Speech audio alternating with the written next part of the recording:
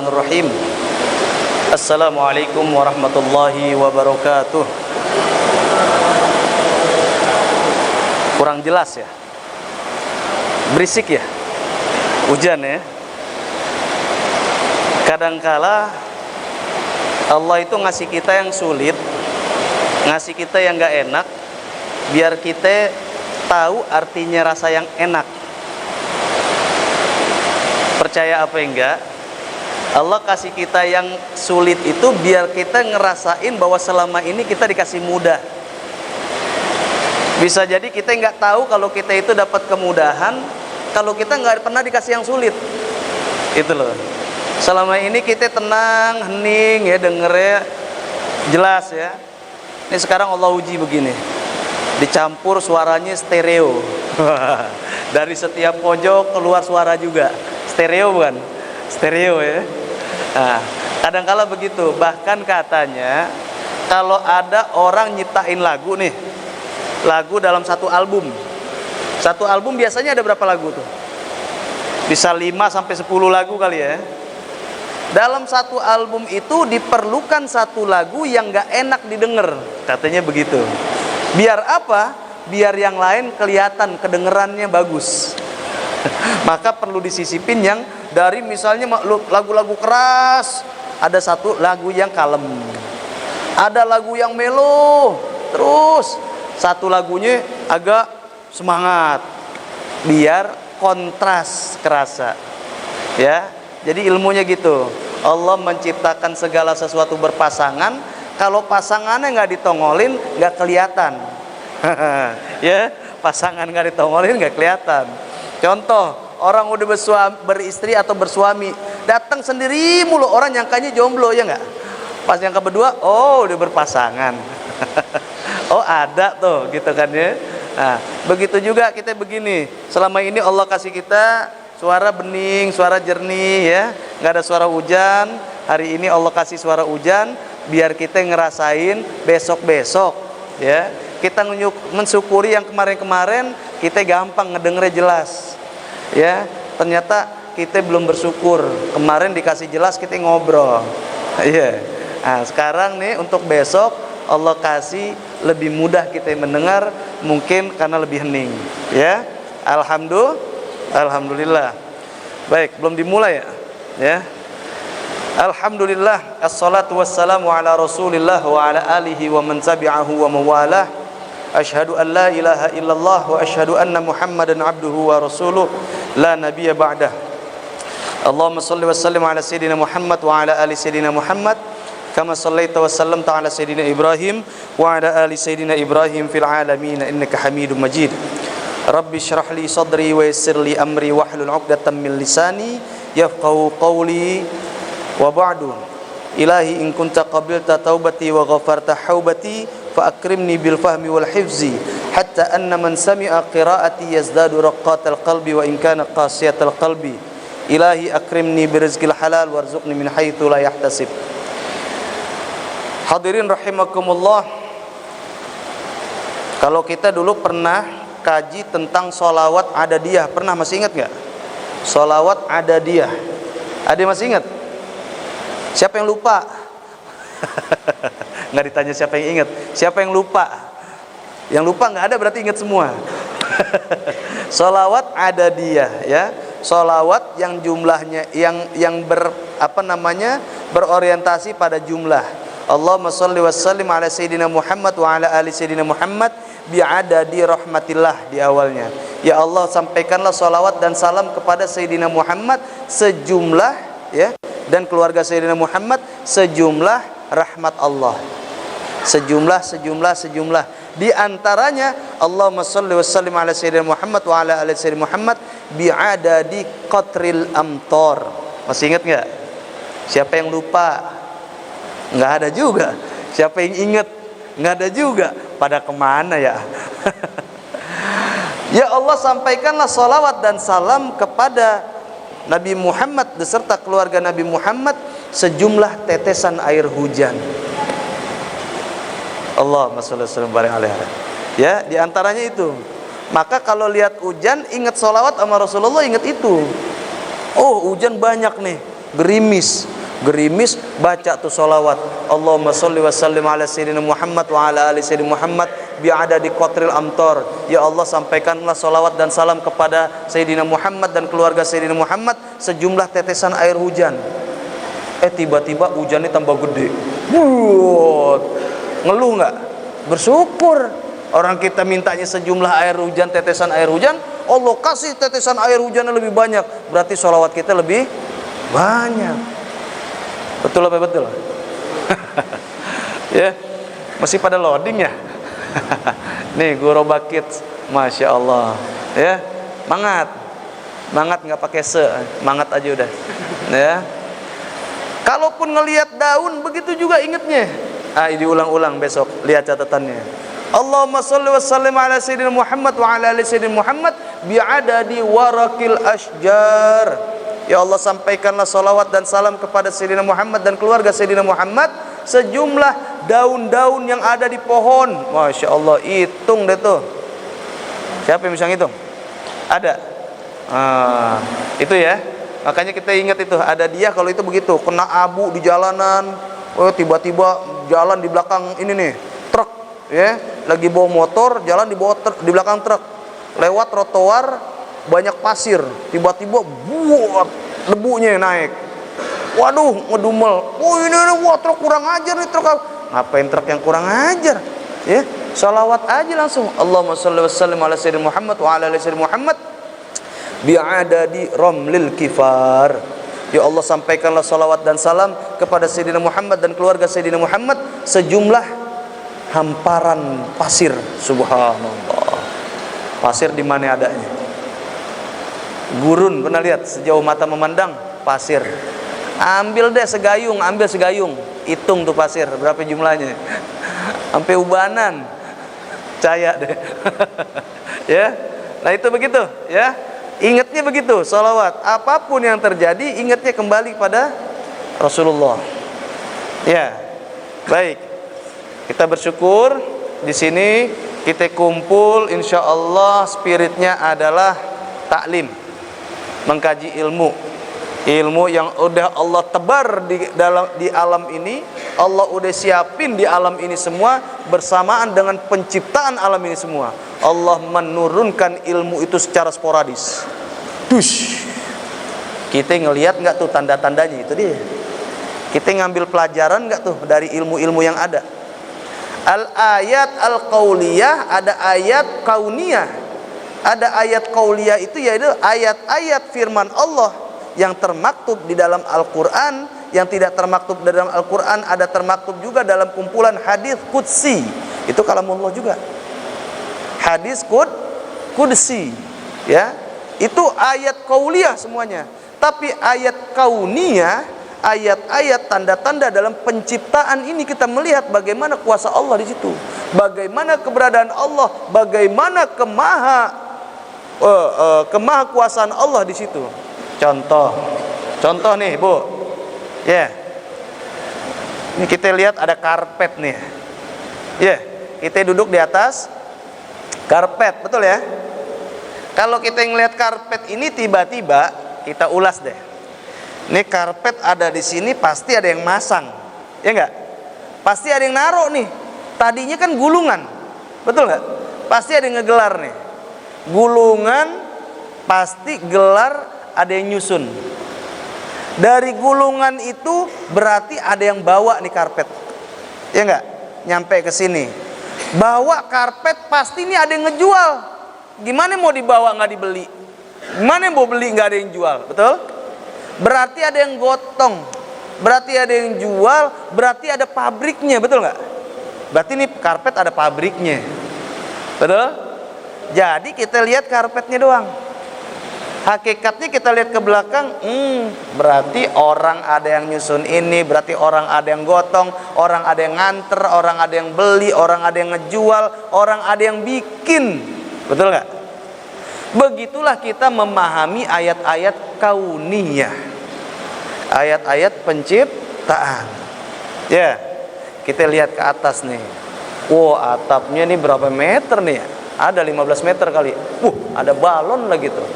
Waduh. Balon siapa tuh? nyangkut, ya, punya bocah lepas. Kita lihat semua untuk atap ini berdiri semua, butuhkan berapa tiang menopang coba? Ya, tiang yang di tengah ini ada 8, belum lagi yang di pinggir-pinggiran. Kita lihat langit, nggak ada tiangnya. Langit nggak ada tiangnya, coba pikirin, ya kan? Ada nggak tiangnya? Oh, sekarang main layang-layangan tuh, main tarik pakai tali. Lihat tuh bintang, lihat bulan, lihat matahari, nggak ada talinya. Tapi tetep aja ngorbitnya di situ. Antum tahu, ya? Tuh matahari kalau dideketin dikit ya ke sini, bangsa sekilo majuin. Kira-kira enak nggak? Itu es di kutub pada cair. Ya, kita ngerasa nih, sekarang nih ibu-ibu nih, mbak-mbak nih, ibu-ibu muda ngejemur pakaian pagi-pagi, ngejemur, nyuci, siang ngejemur, sekian jam kering, Bu. Mau goreng rengginang, jemur dulu. Biar garing, betul ya? Jemur dulu. Ya, kita keluar rumah pakai kaos oblong doang, keluar rumah. Betul? Bisa nggak pakai kaos oblong doang? Ya, di dalam rumah gerah keluar, naik motor pakai kaos oblong doang. Jadi nggak? Bisa nggak? Bisa. Kira-kira, oh ini udah baik nih semua. Kita deketin matahari sedikit gitu ya. 1 kilo aja maju ke sini. Ya biar berasa lagi, lah angetnya 5 kilo deh, 5 kilo deketin ke sini. Makin baik apa makin rusak? Kebakar semua. Nggak sempet jemur nih, jemur gini doang nih. Taruh tuh 2, 3, 4, 5, 6, 10, 7, 8, 9, 10, ambil lagi. Kenapa? Kalau nggak garing. Baju dijemur jadi kerupuk. Panas banget. Kita keluar pakai baju masih bisa nggak? Nggak bisa. Kita ngejemur rengginang, ngejemur doang tiba-tiba langsung merekah tuh rengginang. Nggak usah digoreng lagi. Kira-kira gitu. Badan kita, kulit kita di luar kira-kira masih bisa nggak jalan? Nggak bisa. Justru semua ada ukurannya.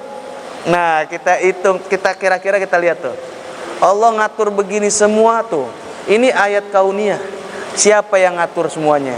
Ada nggak yang ngatur? Ada nggak yang menciptain? Ada nggak yang ngawasin? Ada semuanya. Kayak lihat karpet tadi. Gitu Bu ya. Ngelihat orang baik, wah masya Allah. Orang baik sama kita, masya Allah. Ngelihat orang jahat sama kita, subhanallah. Ternyata yang kemarin baik banget. Kita baiknya itu orang kita nggak sadar. Pas ada orang jahat baru kita tahu bahwasanya yang kemarin itu orang baik. Tuh ya, masya Allah. Banyak nggak yang harusnya disyukurin? Ternyata lewat dari syukur kita. Allah Subhanahu wa taala berfirman, wa qalilum min ibadiyasy syakur. Hanya sedikit dari hamba-hambaku yang bersyukur. Ya Allah. Kita masuk yang sedikit nggak? Belum. Belum. Ya. Belum hitung napas. Ya. Orang tuh di luar lagi virus apa sekarang? Corona. Masuk Indonesia belum corona? Dari 78 udah masuk setahu saya. Pakai merek lagi dia. Toyota. Pakai merek lagi masuk ya di sini ya. Produk Toyota. Corona udah masuk ya. Tahun 78 Bu ya. Udah masuk tuh corona. Indonesia satu orang di luar negeri aja meninggal itu, kalutnya nggak kira-kira. Orang kita emang nggak tahu kenapa ya. Husnuzon aja kali ya. Orang tiba-tiba meninggal, jebret, ya meninggal nih, nggak diobservasi nggak diperiksa-periksa, enggak. Paling angin duduk, selesai, nggak ada kasus baru, nggak ada. Gitu juga kayak ayam mati tiba-tiba jebret, nggak dibilang flu burung, enggak, tetelo. Ada sakit ayam tuh tetelo namanya ya. Begitu juga di kita, nggak diobservasi, nggak takut, makanya orang Indonesia mah nggak takut, berani hidup tak takut mati tuh. Orang 500-an orang aja meninggal KPU biasa aja, yeah. Nggak diobservasi. Baik, alhamdulillah ala kulli ni'matillah. Atas segala nikmat Allah yang kita sadarin, kita nggak sadarin, wajib kita syukurin. Maka bersyukur alhamdulillah.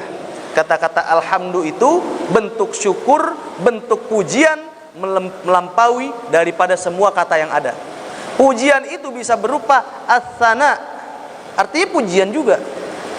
Bisa berarti asyukru, ya, asyukru lillah wa tsana'u lillah. Tapi asyukru, as-sana ini semua tercangkum dalam kata alhamdu. Maka kita ucapkan alhamdulillah. Itu udah masuk di dalam tuh asyukru, as-sana'u gitu ya. Masuk di dalamnya. Maka kita ucapkan alhamdulillah, segala puji. Segala puji, semua bentuk pujian milik Allah, kepada Allah, untuk Allah. Gitu. Alhamdulillah. Dan tidak lupa sholawat dan salam kepada sebaik-baiknya manusia, kepada sebaik-baiknya makhluk yang Allah ciptakan, yang mana Allah menciptakan semua alam ini karena satu tujuan, salah satunya adalah diutusnya Rasulullah SAW sebagai rahmat bagi seluruh alam. Ya, agak molor sedikit nih cerita ini. Allah menciptakan Rasulullah dari nurnya. Ini buat pengetahuan aja, nggak apa-apa. Dari nurnya itu udah diciptain duluan sebelum Allah menciptain yang lain. Ana awwalul khalqi, ya, ana awwalun nabiyina fil khalqi wa akhiruhum fil ba'ti, kata Rasulullah. Aku nabi yang pertama kali diciptakan. Tuh, turun balon itu. Wah, helikopter jatuh. Helikopter siapa tuh? Hah? Ya, baik. Ditangkap itu.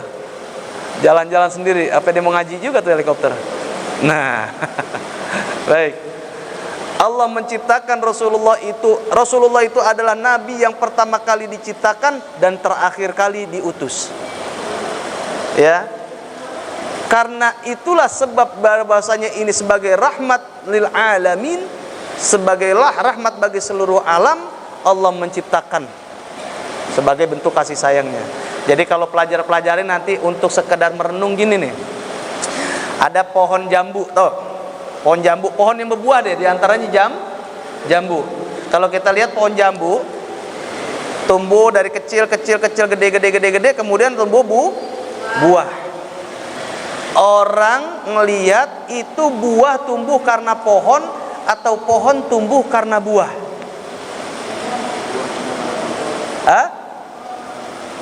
Buah tumbuh karena pohon atau pohon tumbuh karena buah? Itu buat direnungin aja, ya. Buat PR, ya, buat PR. Tapi yang mau kita katakan adalah subhanallah, ya. Rasulullah itu diutus sebagai rahmatan untuk semua alam, maka kita wajib bersyukur atas diutusnya beliau dan kita senantiasa bersolawat kepada beliau. Allahumma sholli wa sallim mubarik alaihi wa ala alihi. Amin. Amin. Jamaah rahimakumullah. Ini tema kita pagi ini malam ya. Tema kita malam ini tentang depresi. Ya. Tahu kenapa dipanggil depresi ya? Pada banyak depresi sini. Hah? Temanya depresi. Oh, pengen tahu nih, ani lagi depresi, ngaji kali gitu ya. Ngaji ngapa ngaji? Temanya depresi. Emang ngapa? Gue lagi depresi. Ya. Ada nggak orang yang nggak pernah ngerasain depresi? Ada nggak? Pasti nggak setiap orang itu ngerasain yang namanya depresi. Stres, tertekan. Ya kan ya? Orang depresi itu gimana sih? Galau, bahasa anak gaul ya. Iya enggak? Apa sih kalau bahasa sekarang? Galau ya. Galau. Apa tuh? Enggak mood. Ya? Enggak mood ya, bad mood. Istilahnya apa? Apa istilahnya anak-anak gaul sekarang tuh? Pokoknya enggak gairah, ya, enggak semangat, terus sulit konsen, sedih, nggak bisa move on, ya, macem-macem, ya, move on dong, kayak gitu ya, nggak bisa move on. Ini bentuk-bentuk dari gejala-gejala dari depresi. Apa sih depresi yang dirasain sama orang itu? Penurunan kondisi atau situasi daripada suasana hati tadi. Orang moodnya tadinya baik, semangat, bergairah, tiba-tiba moodnya jadi jelek. Down. Nah, lagi down. Depresi. Karena apa? Kecewa, putus harapan, atau tidak sesuai harapan, atau apa? Diputuskan dari harapan. Ya. Cinta ditolak. Ya, depresi langsung. Jamaah rahimakumullah, bahwasanya depresi ini memang sebuah kodrat yang Allah ciptakan kepada setiap manusia. Makhluk bisa depresi nggak? Ternyata bisa. Ikan itu kalau dengar yang kaget-kaget, berisik, banyakan orang, dia depresi juga, stres dia. Kucing, kucing, monyet, paseh banget bilangnya, monyet gitu ya, depresi nggak? Loncat-loncat monyet kalau depresi. Ada teman kemarin cerita, saya ngeliatin orangnya yang diliatin bilang apa lo ngeliatin gue? Emang gue pisang? Apa lo ngeliatin gue? Emang gue pisang? Lah, berarti dia monyet dong. Emang gue pisang katanya. Binatang pun ada depresinya. Tapi depresi tingkatan-tingkatan binatang itu biasa sebatas stres biasa aja, kaget. Tapi kalau depresi yang dirasakan oleh manusia umumnya, khususnya orang-orang yang tidak kembali kepada mood yang awalnya itu, menjadi berkepanjangan, inilah yang disebut depresi. Tekanan yang berkepanjangan, berkelanjutan, sehingga menimbulkan rasa takut, sehingga menimbulkan rasa kecemasan, kekhawatiran, ketakutan, dan seterusnya. Itu depresi. Maka orang depresi itu seringkali berakhir pada hal-hal yang negatif. Betul nggak? Tiba-tiba orang dengar kita nih, wah ada orang loncat dari lantai sekian, depresi kan? Depresi berkepanjangan, nggak selesai, nggak diselesaikan, ataupun nggak berujung. Tuh, akhir-akhirnya bilang apaan? Wah, mau minum aus, minum tehnya diganti sama obat serangga. Meninggal kagak, ya, organ tubuhnya pada rusak. Ada nggak? Ada nggak? Nggak meninggal, nggak. Organ tubuhnya pada rusak. Nauzubillah. Ada 2 kasus saya pernah baca. Yang terakhir di Indonesia tuh pelawak. Ya, masuk kamar mandi minum karbol, betul nggak? Dengar nggak? Dengar nggak? Malah sakit. Saya pernah baca Discovery Channel atau apa gitu ya. Orang begitu juga mau bunuh diri. Dasarnya depresi. Mau bunuh diri. Apa yang diambil tindakannya? Minum obat serangga, dosisnya besar, diminum sama dia. Hasilnya apa? Nggak meninggal. Tapi apa? Semua area pencernaan, saluran yang dilewatin sama obat yang diminum tadi rusak sampai dengan lambungnya. Nauzubillah. Terus apa langkah dokter? Bikin saluran di luar, di depan paru-paru dia sampai dengan ke ini. Sebagian apa yang tersisa dalam pencernaannya itu dipertahankan. Jadi kalau dia makan, nongol di sini. Didorong. Nauzubillah. Depresi itu. Allah Subhanahu wa taala berfirman, "Wala nabluwannakum bisyai'in minal khaufi wal ju'i wa naqsin minal amwali wal anfusi wat thamarat wa basyiris sabirin." Pasti kami akan uji kalian dengan sedikit rasa takut. Ya. Wala nabluwannakum bisyai'in minal khaufi wal ju' dan rasa lapar. Wa naqsim minal amwal dan kekurangan harta. Wal anfus dan kekurangan percaya diri. Wat thamarot kekurangan daripada hasil-hasil tanaman. Ini sebenarnya kodrat. Rasa ketakutan itu memang Allah simpan, Allah ciptakan ada dalam setiap diri kita. Untuk apa? Untuk kita mencoba kembali lagi melatih diri kita tentang sabar, agar kita tetap tumbuh rasa takut itu dan berharap kepada Allah tetap. Itu loh. Kalau kita nggak ada takutnya, Lupa mungkin kita kembali sama Allah kalau kita salah, kalau kita berdosa.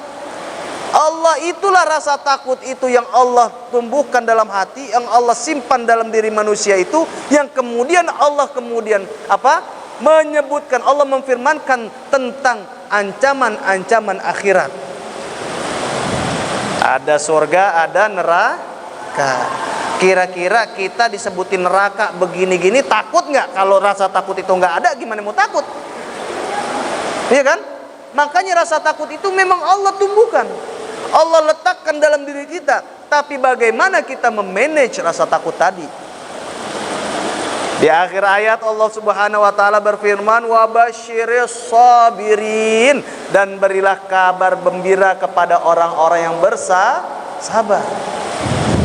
Jadi ternyata jawaban daripada takut itu adalah sabar. Tuh. Ya. Kenapa kita depresi? Karena kita kecewa. Kenapa kita kecewa? Seringkali kita berharap sesuatu yang kita minta itu pasti terjadi, tapi Allah menentukannya belum tentu itu harus terjadi. Apa? Allah Subhanahu wa taala berfirman, "Fa'asa an tuhibbu syai'an wa huwa khair wa huwa syarrul lakum, wa 'asa an takrahu syai'an." Itu balik ya. "Wa 'asa an takrahu syai'an wa huwa khairul lakum, wa 'asa an tuhibbu syai'an wa huwa syarrul lakum." Bisa jadi apa yang kalian tidak suka itu baik untuk kalian, dan bisa jadi juga apa yang kalian sukai itu tidak baik untuk kalian. Yang baik ama nggak baik untuk kita, yang tahu nih kita apa Allah. Apalagi yang ke depan, ya Allah pengen motor sport, ya Allah yang 1000 cc, yang dipakai sama Rossi, ya Allah. Tiba-tiba dikasih jebret, nggak tahu tuh motor beratnya 500 kilo, mungkin lebih. Kita naikinnya jingke, tahu jingke? Jinjit. Iya, lepas standar jatuh. Standarnya dilepas. Parah lagi tuh motor nggak ada standarnya. Emang ada motor balap pakai standar? Pakai pedok, betul ya? Nggak ada standar. Kalau ente dikasih tiba-tiba, nih dikasih nih motor balap punya Rossi, ya, naruhnya di rumah, masukin ke rumah nggak muat, ya, isi bensinnya harus yang apa? Bahannya, mungkin apa namanya, bensol atau apa tuh, aftur kali bahan pesawat. Kita nyari di sini kemana mau isi bensinnya, mogok, nggak ketemu bahan bakarnya, dorong, betul nggak? Di jalan lewat jalan rusak, bannya bocor, ke tukang tambal ban nggak ngerti ini gimana nambelnya, betul? Ya nggak? Dorong bannya bocor, masya Allah, motor yang beratnya di atas 500 kilo, yang gedenya sebujuk-bujuk, ya, yang kita naik aja jingke. Terus udah ketemu misalnya apa gimana, tenaganya gede, larinya kenceng, jalannya di tempat macet. Coba bayangin, itu kalau Allah kasih sama kita anugerah apa musibah. Jadi belum tentu yang kita suka itu adalah baik untuk kita. Tuh Allah bilang, bisa jadi yang kita nggak suka ternyata itu bagus untuk kita. Pernah nggak Anda ceritain, ya, waktu pembalap nih, ceritanya pembalap memang orang, pembalap mobil, orang kaya, balap mobil, dia bikin rumah di pinggiran kota, dari jarak dari rumah dia itu ke kota itu jalanan sepi, bagus jalanan, dia pokoknya bikin sendiri tuh jalanan sirkuit, seperti sirkuit, sampai ke kota, ya. Pulang pergi selalu dibesut nih mobil, buat tikungan berapa? 90 km. Tiba-tiba demenan dia mobil balap, dia semennya membalap, dia kedatangan tamu. Tamunya siapa? Orang tua. Orang tua udah rentak, jantungan. Minta dianterin sama dia. Nah lu dianterin. Masalahnya orang tua nih lari di atas 60 km per jam, megap-megap. Pelan-pelan tong, gitu ya. Tong pelan ngapa tong ya. nggak bisa napas kan itu. Terpaksa lah di jalan pelan. Apa yang terjadi? Tiba-tiba dengan jalan pelan itu pulang pergi. Dia ngeliat, oh di sini ada toko ini nih. Oh di sini ada warung beginian ternyata. Di jalan lagi di persimpangan sono, oh di sini yang saya cari-cari. Jalan lagi kena ketemu mana lagi tempat, oh ada ini nih, sini nih tempat bermain anak-anak. Ketemu lagi jalan pelan tetangganya, bro. Oh, ternyata selama ini yang dilakukan semua itu enggak kelihatan tuh apa yang dilewatin. Kenapa? Ngebut terus. Tapi kan itu yang disuka. Dan ternyata apa yang tidak dia suka dia lakuin menjadi kebaikan juga buat dia. Dia jadi nyapa orang, dia jadi tahu tempat, dia jadi tahu ini, tahu yang baru, betul nggak? Tuh, Masya Allah. Jadi dipaksa sama Allah. Jamaah rahimakumullah, apa pesannya? Kadangkala tidak kita selalu harus mendapatkan apa yang kita inginkan. Tapi ketika kita menginginkan sesuatu agar terhindar daripada kekecewaan itu yang menyebabkan depresi, maka dianjurkan oleh Allah Subhanahu wa taala, fa idza azamta fatawakkal 'ala Allah. Kalau kalian punya keinginan kuat, kalau kalian punya kemauan, maka bertawakallah kepada Allah. Serahin urusannya sama Allah. Tuh. Iya. Betul apa betul? Makanya jangan ambisius. Ambisi banget, wah saya harus ini nih. Jadi nih apa? Caleg. Wah, jadi caleg keluar modal nih harus jadi.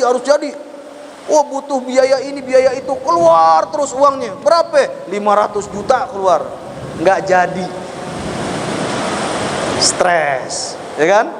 Oh, dikejar-kejar sama orang janjinya dan seterusnya. Tuh. Fa idza azamta fatawakkal 'ala Allah.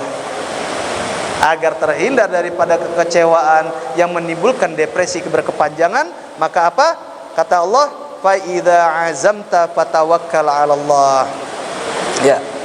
Ini kuncinya daripada orang-orang barat, orang-orang non-Islam yang mengatakan itu adalah hormon ini keluar menyebabkan begini begitu. Di luar dari itu semua, Allah Subhanahu wa taala yang menciptakan kita ngasih tahu rumusnya. Apa? Ala bidzikrillahi tatmainnul qulub. Ingatlah bahwasanya dengan mengingat Allah hati jadi tenang. Coba kita baca surat Al-Fatihah sehari berapa kali baca? Ayo, ada yang ingat gak? Sehari Al-Fatihah kita minimal berapa kali baca? 10. Berapa? 17. Yang bilang 10 berarti gak sholat isya kali itu. Gak sholat isya, gak sholat maghrib, ya. Cuman zuhur, asar, tahu subuhnya. Ya, paling gak subuh 2 kali kita baca, paling tidak. Setiap rakaat kan baca kan? Zuhur 4 kali, asar 4 kali, maghrib 3 kali, isya 4 kali, 17 kali kita baca Al-Fatihah. Ya enggak? La sholata illa bi fatihatil kitab. Tidak sah sholat itu tanpa membaca Al-Fatihah. Maka setiap rakaat kita harus baca Al-Fatihah. Ya. Dan dalam surat Al-Fatihah dibahas iyyaka na'budu wa iyyaka na'budu wa iyyaka nasta'in. Jadi beristi'anah, memohon pertolongan itu kepada Allah saja. Cuma kepada Allah. Betul ya. Kita datang ke dokter gimana, Tat? Minta tolong sama dokter, nggak ke Allah. Iya. Wasilahnya dokter. Minum obat itu juga wasilah. Yang menyembuhkan itu Allah. Ikhtiar kita datang kepada dokter itu bertanya tentang penyakit kita dan obat-obat apa yang Allah tentukan di situ formulanya untuk bisa mengatasi penyakit yang kita alami. Obat nggak menyembuhkan. Obat itu racikan. Racikan dari apa? Komposisinya itu sesuatu yang memang mereka mengambil dari unsur-unsur yang sudah Allah tentukan di situ menyebabkan apa. Paham ya? Coba kita lihat deh, ya. Orang mimisan biasa pakai apa tuh? Daun sirih, ya, diputer-puter, gitu ya, macam-macam. Atau apa ya? Gini aja deh, masak, kira-kira masak bu, bumbunya kurang, rasanya kurang ini kurang itu. Kan bukan karena bumbunya yang menyebabkan itu rasa jadi enak, tapi Allah memang menentukan bumbu ini rasanya ini, bumbu ini rasanya ini. Kita mau nggak minta, oh ini cabai biar jadi manis, masa pakai cabai? Kurang asin, masa kita tambahin lada? Nah, sebab nih sesuatu tadi setiap detilnya itu dia membawa sifat itulah sudah ditentukan oleh Allah. Paham ya?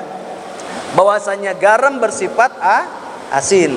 Kalau kita mencari asin, maka ambillah garam. Gula bersifat manis. Dia membuat manis. Maka kalau kita pengen yang manis, kita cari gula. Begitu juga penyakit dalam tubuh kita. Kalau kita ada penyakit apa, obatnya di apa, unsur-unsur apa tadi yang membawa sifat-sifat tertentu, itu yang kemudian dikomposisi, kemudian diracik, itu yang kita minum. Apakah obat itu yang menyembuhkan? Tidak. Allah lah yang menentukan sesuatu sifat daripada yang terkandung dalam obat tadi. Begitu loh. Orang beriman begini harusnya, ya. Bukan minum obat ini, bukan obat yang menyembuhkan, Allah tetap. Ya. Nah, itu obat wasilah kita minumnya. Kita ikhtiar tuh minum, tuh ketemu dokter nanya, "Dok, ini sakit apa?" Ya. Oh, begini disebutin penyakitnya, maka ketahuan kamu perlunya minum ini. Dalam merek obatnya ada merek. Bisa Panadol, bisa Bodrek namanya, ya. Bisa antangin obat bukan? Bisa Pentogin obat pusing ya. Pentogin gitu ya. Oh.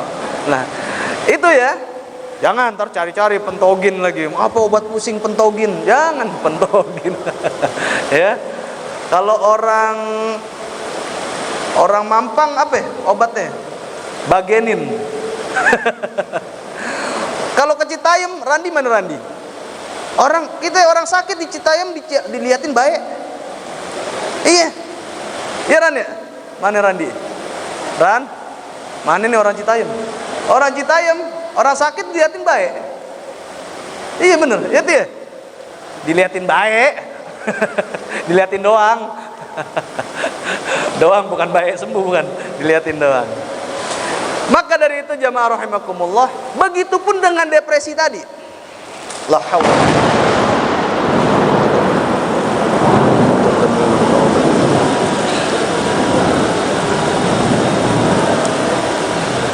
La haula wa la quwata illa billahil aliyil azim. Allahumma la tuftinna bi ghadabika wa la tuhlikna bi adabika. Ya Allah, janganlah Engkau beri kami bencana dengan karena murkamu. Janganlah Engkau hancurkan kami, jangan Engkau binasakan kami karena azabmu. Gitu ya doanya ya. Jangan tutup kuping, enggak. Ya. Dan juga jangan selfie. Ada petir selfie. Jangan ya. Ada orang bilang ya, nyampe WhatsApp. Itu Saudi sekarang nutup urusan umroh, ditutup umroh bukan karena corona ternyata. Alasan corona itu sampingan alasannya. Jamaah Indonesia nggak boleh umroh karena apa? Kebanyakan selfie di Ka'bah. Corona itu sampingan. Selfie-nya di Ka'bah itu, weh. Pada begitu nggak kalau umroh? Enggak lain, enggak beda. Belum ya? Insyaallah Allah sampaikan semua ke tanah haram. Amin ya rabbal alamin. Baik, jamaah rahimakumullah. Hikmah. Aneh jadi kenceng ngomongnya, yang di luar jadi pada masuk. Yang tadi pada keluar tuh pada masuk. Ya. Beginilah kita melihatnya tentang bagaimana depresi adalah bentuknya seperti orang sakit tadi. Sakit apa, obatnya apa. Orang depresi itu dia kadangkala lari dari masalahnya. Dia tidak tahu sebab masalahnya apa, dia tidak tahu sebab depresinya itu apa, sehingga berlanjut-lanjut dia nggak tahu, terus akhirnya merasa tertekan, jadi Down syndrome, jadi resah, khawatir dan seterusnya. Betul nggak? Karena apa? Dia tidak tahu bagaimana cara menyelesaikan rasa depresi tadi. Allah Subhanahu wa ta'ala menganjurkan ringkas, ala bidzikrillahi tatmainnul qulub. Ingatlah bahwasanya dengan mengingat Allah, zikir kepada Allah, hati jadi tenang. Kembali dulu ke situ satu. Dan dalam surat Al-Fatihah, iyyaka na'budu wa iyyaka nasta'in, hanya kepadamu ya Allah kami menyembah dan hanya kepadamu kami memohon pertolongan. Apa jadinya? Wasta'inu bis sabri was shalah. Memohonlah pertolongan kepada Allah melalui sabaran dan melalui sholat.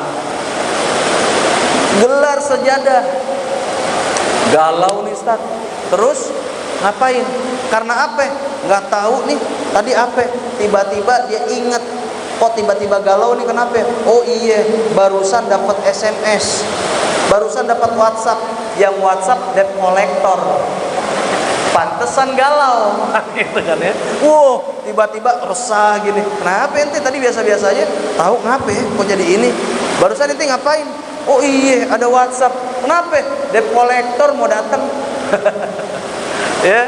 Atau tiba-tiba urusan kantor atau urusan proyek yang tiba-tiba di luar dari kemauan kita, di luar dari gambaran kita. Coba itu. Kadangkala sesuatu yang terjadi itu di luar keinginan kita, tapi bagaimana kita menerimanya itu dulu. Kan tadi Allah bilang, asa an takrahu syai'an wa huwa khairul lakum, karena bisa jadi yang kalian benci padahal itu baik untuk kalian. Wa asa an tuhibbu syai'an wa huwa syarrul lakum. Dan bisa jadi kalian senang sesuatu, tapi sesuatu yang kalian senang itu tidak baik untuk kalian.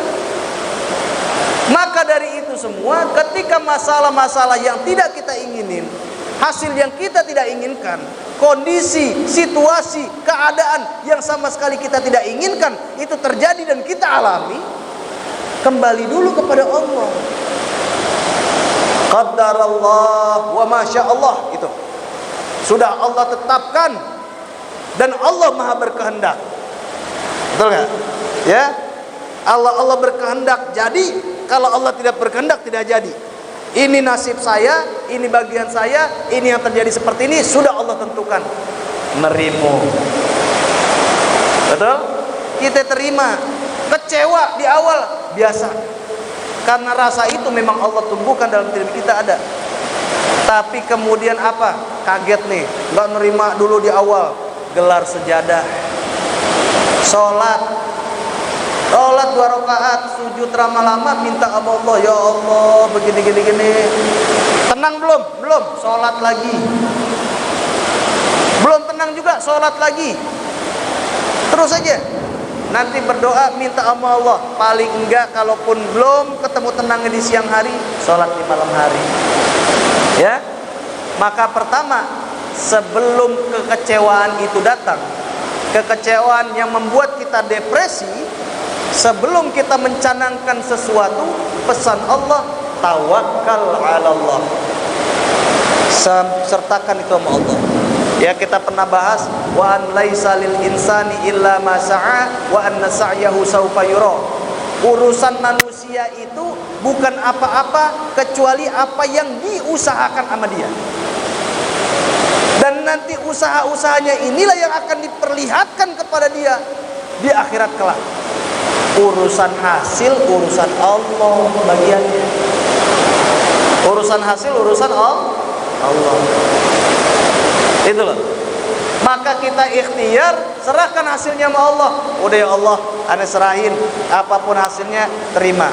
Tawakal. Ini jelas gak? Jelas masih ya? Hanya rame aja ya. Masya Allah. Allahumma salli wa sallim ala Sayyidina Muhammad wa ala ali Sayyidina Muhammad bi'adadi qatril amtar. Amin. Ya. Yang kedua adalah bagaimana kita menyikapi daripada adanya depresi tadi, daripada berkumpulnya rasa kekecewaan, rasa ketakutan, kecemasan yang ada itu, qanaah, rasa berpuas diri itu harus kita tumbuhkan. Di mana rasa berpuas diri? Rasulullah SAW menganjurkan kepada kita, unzuru ila man huwa asfala minkum wala tanzuru ila man huwa fawqakum fahuwa ajdaru alla tazdaru ni'matallahi alaikum. Perhatikan orang-orang yang statusnya, yang ekonominya, yang hartanya, yang kemampuannya di bawah kalian. Tuh, perhatikan. Wala tanzuru ila man huwa fawqakum. Jangan lihat orang-orang yang di atas. Kita pakai mobil mobil kita minibus, ya. Lihat orang yang nggak pakai mobil.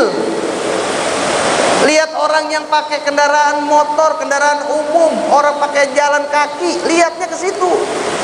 Jangan juga lihat, wih, mobilnya sedan, pintunya 2, mobil balap, ini enggak, wih, pakai mobilnya sport, wih, jangan.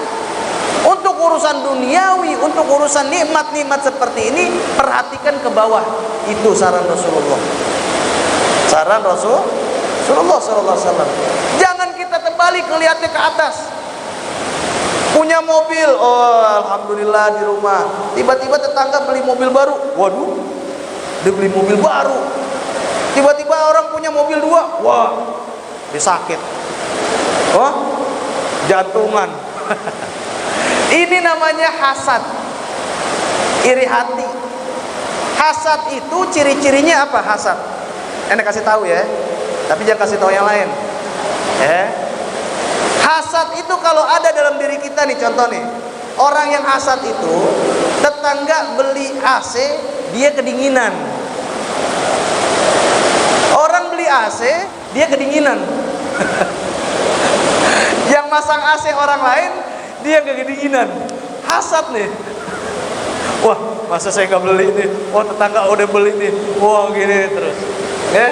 Hasad, iri hati. Nah, ya. Maka kembali kepada tadi, saran Rasulullah untuk urusan-urusan duniawi, untuk memperhatikan nikmat Allah yang ada dalam diri kita, perhatikan kepada orang-orang yang lebih lemah. Paham ya? Apa demikian? Bahwa ajdaru alla tazdaru ni'matallahi alaikum. Karena yang sedemikian itu akan menumbuhkan rasa syukur terhadap nikmat Allah bagi kalian. Iya enggak? Oh, kita pakai motor doang nih ke kantor. Kuliah pakai motor. Ya. Wing, mobil lewat. Ya, lihat orang yang turun naik kendaraan umum. Ya Allah, alhamdulillah kita masih punya motor. Betul? Oh, lihat orang memang pakai sepeda butut nyampe. Ya enggak? Lihatnya ke situ. Kita cuma jalan kaki naik umum. Lihat orang yang jalan kaki nggak punya ongkos. Kita jalan kaki, lihat orang yang kakinya 1. Ini pelajaran dari Zainuddin Zidane. Tahu Zainuddin Zidane? Ya, bahasa Prancisnya Zinedine Zidane. Ya, orang Prancis. Ya. Apa dia bilang? Waktu dia main bola kecil tuh latihan, dia nggak punya sepatu bola beneran. Yang dia punya sepatu lama robek. Apa dia bilang? Pada saat itu saya merasa sebagai orang paling miskin di dunia. Orang main pakai sepatu bagus-bagus, saya main pakai sepatu robek, bolong. Tapi ternyata apa? Dalam sebuah kejadian dia melihat ada orang gak punya kaki. Apa dia bilang? Pada saat saya melihat orang yang tidak punya kaki itu, saya merasa seakan-akan saya orang paling kaya di dunia. Tuh, sesuai dengan hadis Nabi tadi. Betul ya? Melihat kepada yang bawah. Punya mobil apapun mereknya, syukurin. Jangan melihat ke atas. Wah, Mercy belum nih, Mercy. Ya, Udah dapat Mercy, ngelihat lagi ini, ngelihat itu, nggak selesai. Maka di sini pesannya adalah apa? Di sini ada sikap qanaah, sikap merasa cukup terhadap apa yang sudah Allah berikan kepada kita, itu disyukuri, maka tidak akan berkelanjutan kita dalam kekecewaan, tidak akan terjebak kita dalam sifat depresi. Betul ya? Enggak lama-lama kita depresi, oh kok saya gini, ya. Oh proyek nggak jalan-jalan, oh proyek gagal terus, oh diganjal orang terus. Masih penting ada proyek. Orang nggak tahu main proyek, kita tahu, gitu loh. Oh usaha begini, jalanin aja. Urusan hasil urusan Allah, kita nggak tahu langkah yang keberapa. Ya, pernah anak cerita tentang orang pemukul batu ya. Tukang batu pernah ya cerita ya waktu itu ya. Masih ingat nggak? Ada tukang ahli batu, anak muda, mukul batu gede, dia pakai palu godamnya. Dia pukulin batu nih, doang. Berkali-kali, 10 kali nggak pecah juga, 10 kali lagi nggak pecah lagi, 10 kali lagi nggak pecah. Walhasil berapa kali? 100 kali dipukul tuh batu. Pecah nggak? Enggak. Tiba-tiba ada orang tukang batu yang orang tua, dilanjutin tuh pukul batu, pakai godam yang sama, dia pukul 1, 2, nggak taunya nggak nyampe 10, itu batu udah hancur, pecah tuh batu. Anak muda ini nanya, Pak caranya gimana Pak? Kasih dong pengalaman ke saya. Saya nih udah mukul 100 kali Pak, Bapak mukul cuma 5 kali nih batu udah hancur. 5 kali mukul hancur. Tukang batu yang muda tadi 100 kali mukul nggak hancur, betul? Apa? Bagi pengalaman dong caranya, apa dibelokin, apa pakai gaya dulu begini-gini, apa pakai jampe dulu, apa disiram dulu pakai air gitu kan ya. Dia pengen tanya, apa jawab orang tua tadi? Pengalaman saya mah 1, kalau mukul ngancurin batu itu 1, jangan berhenti sampai pecah. Itu pengalamannya. Ini emang udah ketentuannya nih, batu pecahnya dihitungan di pukulan yang ke 105. Cuman kamu waktu 100 tadi berhenti, saya cuma nerusin doang 5 lagi pecah. Itu loh. Kita nggak tahu pukulan yang keberapa akan menjadikan hasil. Kita juga nggak tahu usaha yang keberapa kita lakukan menjadikan hasil. Kita nggak tahu apa yang kita kerjakan menjadikan hasil, dan di situ ridho Allah turun buat kita. Oh, ya, bukan harus begini, enggak. Maka orang-orang beriman selalu mengedepankan itu. 1, tawakal. Yang kedua, qanaah. Tawakal aja udah hasilnya Allah, serahin ke Allah. Apapun yang Allah kasih, qanaah. Coba sekarang kalau kita lihat, secanggih-canggihnya negara nih katanya udah ngelampauin Amerika, tuh negara apa? Cina. Antum tahu nih virus corona gedenya segede apa? Bisa dilihat pakai mikroskop khusus yang untuk melihat virus. Lebih daripada bakteri tuh virus. Antum tahu kenapa Allah turunkan sekarang ini virus? Kenapa? Dulu yang mematikan Korun itu, Namrud, Raja Namrud, betul ya? Raja Namrud matinya pakai apa? Karena apa? Ada nyamuk masuk ke kupingnya, laler ya, nyamuk ya, atau laler masuk ke kupingnya, berhari-hari nggak bisa keluar sampai mati nih raja yang aku tuan. Raja Namrud, raja yang sombong.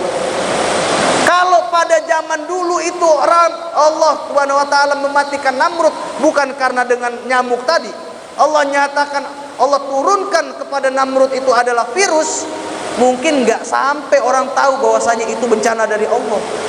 Karena sekarang teknologinya udah ada ngelihat virus, Allah turunin virus. Jadi orang melihat ada teknologi untuk mengetahui, oh ini penyebabnya. Makanya zaman Fir'aun belum ada virus, ya, karena belum ada mikroskop untuk membuktikan itu. Hikmah juga tuh. Coba kalau dulu turunnya virus dulu, taunya apaan? Namrud mati kenapa? Ketelok. Gara-gara apa? Ketelok. Orang mati tiba-tiba dibilang apa di kita mah?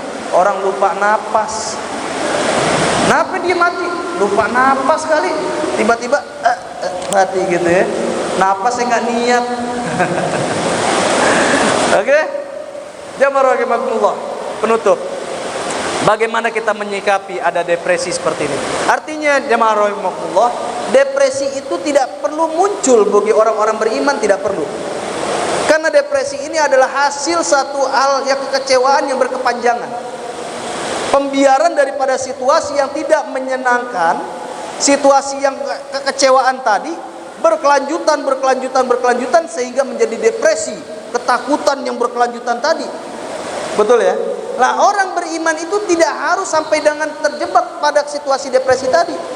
Kalau dia satu menyadari tentang tawakal, dia itu tahu tentang qanaah, apapun yang Allah kasih dia qanaah terhadap Allah kasih kepada dia, dia senang, dia puas, dia syukuri itu. Dan yang ketiga, dia selalu mengembalikannya kepada ibadah kepada Allah, ingat Allah, zikrullah. Wasta'inu bis sabri was shalah, memintalah pertolongan kepada Allah melalui kesabaran dan salat. Ya. Dan dia senantiasa berzikir kepada Allah. Ala bi dzikrillahi tatmainnul qulub, yang tadi dibaca sama qari ya. Akhirnya Lutfi baca ya. Ala bi dzikrillahi tatmainnul qulub. Ingatlah dengan menyebut nama Allah. Menyebut Allah, ingat kepada Allah, hati jadi tenang. Tuh, apa yang diingat? Udah, hasbunallah wa ni'mal wakil. Cukup bagiku ini Allah, sebaik-baiknya pelindung. Udah, oh dapatnya cuma segini, ya udah, itu rezeki kita. Tuh, harus kecewa? Nggak harus. Kecewa sesaat, ya kok begini? Nanam pohon katanya begini-gini, berbuahnya orang bilang katanya 2 bulan berbuah, katanya 2 bulan 3 bulan gak berbuah. Ya kok gini? Lama. Ya udah, tawakal. Yang menumbuhkan Allah, yang memberi hasil Allah. Itu. Maka depresi itu tidak perlu hinggap dalam diri kita kalau kita sadar. Ya, kalau kita sadar. Yang masih depresi sekarang, ya, yang masih depresi ngerasain. Kalau orang-orang agama lain nih, satu, orang Yahudi ketika dia merasakan depresi, apa yang dilakukan? Dia ngadep tembok. Tembok. Makanya di Palestina itu masih ada tuh tembok ratapan. Di tembok ratapan itu antum tahu, di sela-selanya itu kertas semua.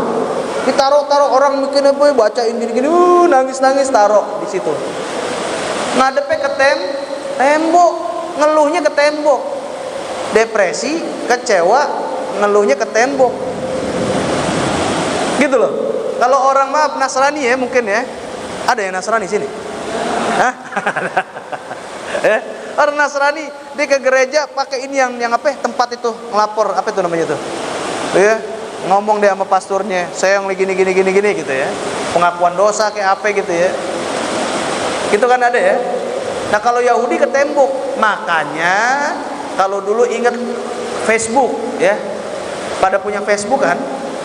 Siapa yang Facebooknya dijual? Punya Facebook dijual. Facebook dulu namanya tuh wall, dinding namanya. Tempat kita nulis apa-apa itu namanya dulu dinding. Betul, ada yang ingat gak? Kemudian diganti jadi beranda sekarang.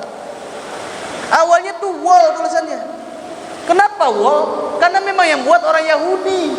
Itulah tempat kita meratap. Aduh nih begini hujan gede banget nih, mana petir kencang-kencang banget lagi. Ya, ngeratap di situ. Itu Facebook. Nggak ada yang inget ya dulu. Awal-awal datangnya Facebook itu dibuat, itu tulisannya wall, dinding. Kenapa dinding? Kok bilang dinding? Kenapa ya? Makanya nggak perlu juga, ngapain ngeluh-ngeluh gitu ya.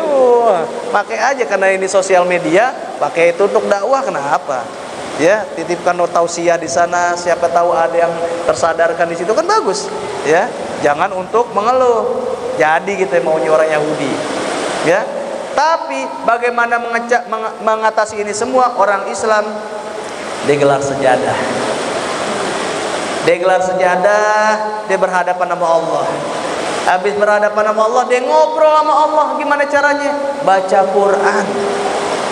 Baca Quran, nenangin diri. Redam tuh kecewa, jangan terus berkembang, terus-terusan berkepanjangan membesar, depresi. Ya, berzikir, ingat kepada Allah setiap saat, setiap langkah, setiap detak jantung, kalau bisa istighfar di sana. Ya, subhanallah, subhanallah, subhanallah, astagfirullah, astagfirullah, alhamdulillah. Karena terlalu banyak nikmat-nikmat Allah yang diberikan kepada kita, daripada hanya kecil-kecil harapan yang kita minta sama Allah yang belum Allah kasih ke kita. Maka tidak sebanding kalau kita kecewa terhadap apa yang kita minta Allah nggak kasih, dibandingkan dengan apa yang sudah Allah kasih kepada kita dari kita sebelum lahir. Tuh, maka kita harus sadar ke sana. Alhamdulillah, syukur dulu, banyakin. Banyak bersyukur itu mengurangi kecewaan. Syukuri apa yang sekecil apapun. Ya, nah, kita bisa seperti tadi melihat orang-orang yang lebih rendah, orang-orang yang lebih tidak beruntung dari kita dan seterusnya. Hadirin rahimakumullah, jam 9:04. Udah sejam ya? Ya, kurang lebih.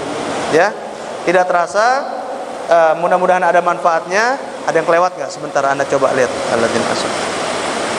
Nah, ya, Anda mau bacakan ayat Quran. Allah Subhanahu Wa Taala berfirman, yang di ayat awal tadi Anda sebutkan, tapi ini Anda lanjutkan ya. A'udzubillahi minasyaitonir rajim. Bismillahirrahmanirrahim. Wala nabluwannakum bisyai'in minal khaufi wal ju'i wa naqsin minal amwali wal anfusi wat thamarat wa basyyiris sabirin. Dan sungguh kami akan uji kalian dengan rasa takut, rasa lapar, rasa kekurangan daripada harta, rasa minder, kekurangan jiwa, dan kurang daripada buah-buahan hasil bumi. Wa basyiris sabirin, Allah katakan, berilah kabar baik terhadap orang-orang yang bersabar. Jadi menghadapinya dengan sabar. Apa kelanjutannya? Alladzina idza asabathum musibah qalu inna lillahi wa inna ilaihi raji'un. Siapa orang-orang sabar itu? Adalah orang-orang yang apabila Allah berikan musibah, yang apabila mereka tertimpa suatu musibah, mereka senantiasa berkata, inna lillahi wa inna ilaihi raji'un. Sesungguhnya kita ini punya Allah, sesungguhnya kita ini milik Allah, dan kita semua ini akan kembali kepada Allah. Sadar dulu apa yang menimpa kita, kekecewaan. Sadar dulu bahwasanya ini punya Allah, kitanya juga punya Allah, dan kita semua akan kembali kepada Allah. Tuh. Jadi bisa jadi Allah kasih kita kekecewaan itu agar kita ingat, ya, emang bukan karena kita yang hebat, emang karena Allah ngasih kita kehebatan itu, gitu loh. Baik ya. Maka idealnya orang Islam, orang beriman itu tidak depresi berkepanjangan. Ya, karena banyak jawaban, banyak tindakan yang bisa dilakukan untuk mengembalikan kesadarannya itu, ketenangannya, sehingga dia beribadah dengan tetap baik pada Allah dan berhusnuzon selalu kepada Allah. Kadangkala itu tidak sesuai dengan keinginan kita gitu ya. Oke, kecewa atau gimana, sholat 2 rakaat, mau tenangin lagi tambah 2 rakaat. Pertanyaan, ini sholat apa? Nah, ini bagus nih, nggak ada yang nanya tadi. Emang nggak dikasih pertanyaan gitu ya. Nggak dikasih kesempatan. Sholat mutlak, sholat sunnah itu mutlak. Banyak sholat sunnah sebenarnya yang dalam kategori mutlak. Contoh, kalau kita bernazar sholatnya sholat apa? Mutlak. Ya, sholat itu yang udah ada ketentuannya, tahiyat masjid, sunnah ya, duha, kemudian tahajud, ya, qobliyah ya, rawatib ya, qobliyah, ba'diyah dan seterusnya. Selain itu banyak sekali itu adalah sholat-sholat mutlak sebenarnya. Sholat hajat termasuk, itu sholat mutlak, sholat sunnah mutlak.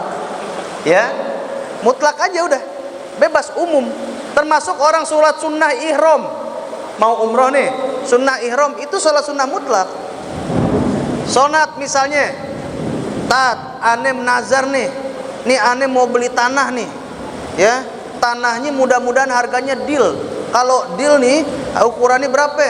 Ukurannya 10 hektar.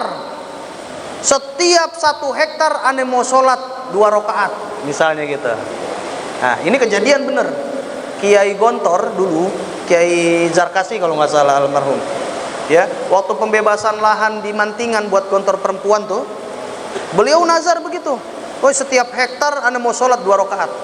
Jadi dapat itu berapa puluh hektar. Bener beliau sholat 2 rakaat, 2 rakaat. Itu sholat sunnahnya sunnah mutlak. Ya namanya sunnah mutlak ya. Usolli sunnah was-was nggak ada, sunnah depresi nggak ada. Nggak ada, sholat sunnah mutlak aja. Termasuk sholat hajat ya, kita berhajat apa, minta sama Allah lewat sholat. Kan tadi wasta'inu bisabri wassalah, memintalah pertolongan kepada Allah melalui sabar dan sholat. Nah dalam sholat itulah kita berhajat apa, kita minta sama Allah di situ. Sholat sunnahnya sholat sunnah apa Zat? Orang bilangnya sunnah hajat, padahal hakikatnya itu sholat sunnah mutlak, gitu ya. Sholat tasbih ada yang dengar gak? Belum ya? Laksanain belum? Ada hadisnya itu. Paling tidak setahun sekali, ya, lakukan seminggu sekali, atau kalau nggak sebulan sekali, paling nggak setahun sekali, paling nggak itu seumur hidup sekali. Tuh ya, ada hadisnya. Ya, sholat tasbih. Ah, sholat apa lagi? Yang kira-kira ini? Sholat wudhu, itu juga mutlak.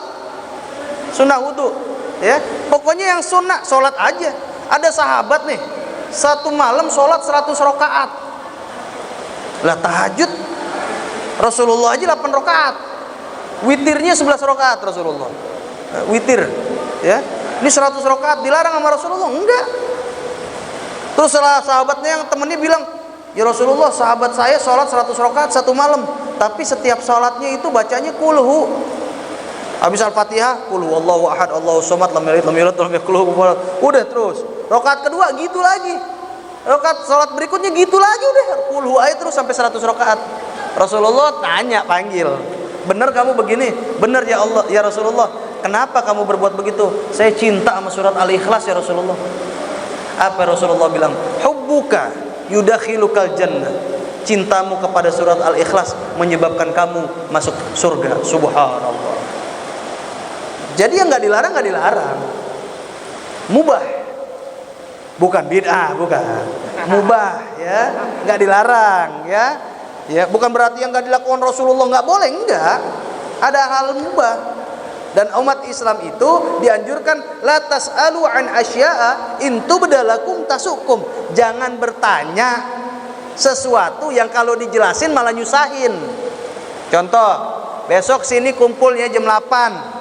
Kita berangkat dari sini meeting poinnya. Oke, tanya seragamnya apa? Nah, awalnya nggak nyenggung seragam, bebas. Ya udah, pokoknya atasannya pakai baju, bawahannya pakai celana gelap. Tanya lagi, tangan pendek, tangan panjang. Nah, nama susah lagi. Tangan pendek semuanya. Terus warnanya apa? Makin susah lagi. Jadi jangan anggap Rasulullah itu lupa, Allah itu lupa ngasih ajaran, enggak. Emang yang tidak diajar, tidak dicontohkan ataupun tidak diperintahkan itu memang selebihnya dari itu adalah rahmat. Kita boleh melakukan puasa ini itu, enggak harus, ya banyak pilihan.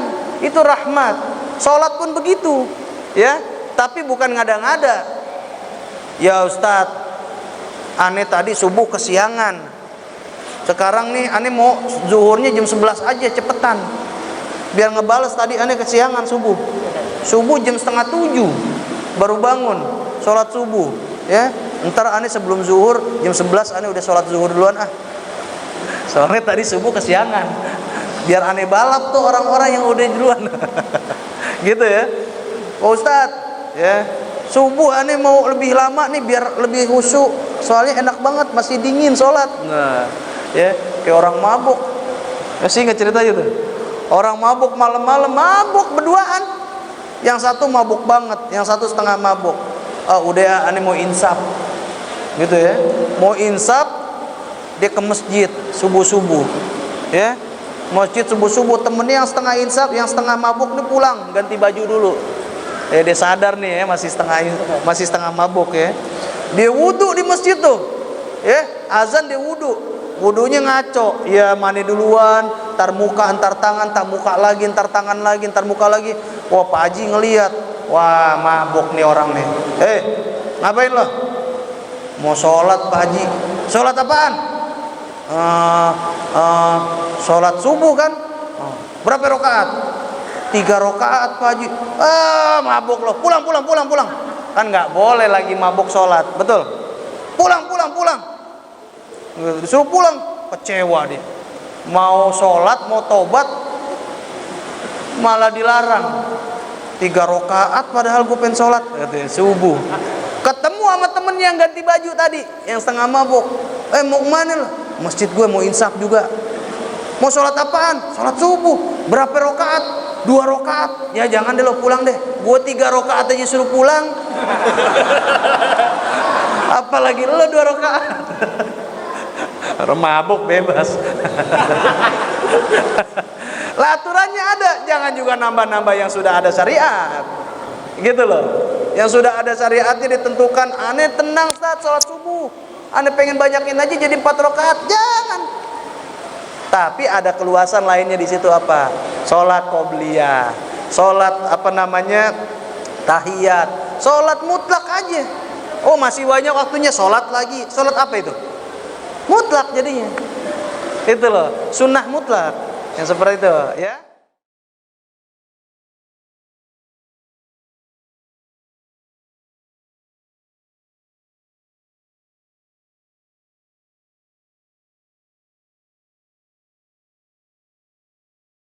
Pertanyaannya luar biasa. Biasanya seperti ini nih, pertanyaan orangnya berpikir panjang. Ini Raffi ini cocok jadi penulis nih kayaknya nih. Ya, Pi ya. Banyak baca, ya. Nanti insya Allah punya ide-ide. Randi juga arahnya penulis nih. Selamat ya. Doain, kita doakan ya, mudah-mudahan. Ana sendiri nggak rajin nulis, ya. Karena emang nggak rajin baca. Rajin baca itu anggot-anggotan, tapi ya, karena merasa perlu akhirnya baca. Jadi menulis itu membuat pikiran kita itu panjang, dikenang. Kitanya kan umur kita terbatas, tapi buku kita itu masih ada, bisa jadi setelah kita nggak ada. Nah itu penting sebenarnya jadi penulis. Pertanyaan Raffi ini dalam, ya. Pernah nggak Rasulullah itu merasakan kecewa atau depresi, galau sampai dengan depresi? Sering banget. Sebelum beliau jadi Rasul contohnya, depresi beliau begitu kuat sampai akhirnya melihat situasi, melihat kondisi, melihat kebiasaan warga Mekah pada saat itu yang menyembah berhala, berbangga-bangga terhadap harta, terhadap kekuatan, terhadap pasukan, terhadap anak-anak laki, tidak berimbang, berbangga terhadap budak yang dimiliki dan seterusnya. Apa yang Rasulullah lakukan? Mencari jawaban. Beliau uzlah, merenung, mencari jawabannya di Gua Hiro. Itu sebelum jadi Rasul itu beliau kecewa, beliau depresi berat. Dari Gua Hiro, kalau kita naik ke Gua Hiro nih, ya, Gua Hiro tuh dari kota Mekah, dari Mekah nih, dari Ka'bah, Masjidil Haram, jalan itu ke Gua Hiro 2 jam setengah. Jalannya tebing begini sampai jadi begini bentuknya. Nah, habis itu gunungnya begini. Jadi terjal. Nah, di sinilah guanya, mandang langsung ke kota Mekah. Naiknya 2 jam, turunnya cuma 5 menit. Loncat. Kalau mau. Siapin ambulan di bawah. Ya, dari Gua Hiro itu mandang ke kota Mekah. Disitulah Rasulullah merenung. Itu bentuk bagaimana beliau mencari jawaban atas kegalauan. Ya, dalam berdakwah, depresi, woi luar biasa. Tapi antum bayangin depresi Rasulullah yang paling